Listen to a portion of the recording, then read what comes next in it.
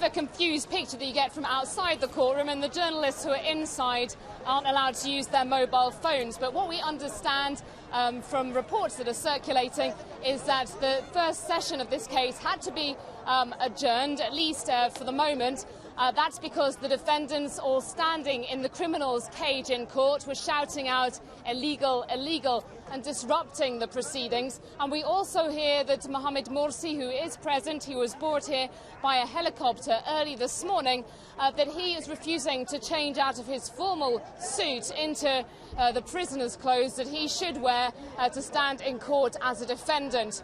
So outside the court, still you can see it's quite rowdy. Only about 200 protesters here, all of them supporting Mr. Morsi, saying that he is the rightful leader of the country. But there have been some confrontations with the security just nearby, who are keeping them well back from the main entrance to the courthouse. This is a heavily fortified building. But there have also been some clashes with Egyptian journalists, and we just saw one Egyptian media team chased away as they were pelted with stones, even as they were leaving in their van. And Yolande, if you can just explain, the people around you are holding four fingers up. What is that a sign of?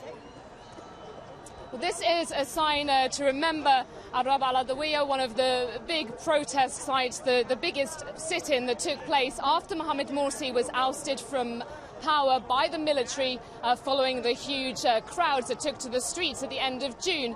Of course, it was 6 weeks that people sat in at Arab al-Adawiya in Nasser City in Cairo before the security forces moved in and dismantled those protests by force. And in the last couple of months, we have had hundreds of Egyptians killed, most of them Islamists, most of them pro-Morsi supporters, and also several thousand people arrested. So this four-fingered salute is a sign that's been adopted to remember all that's happened.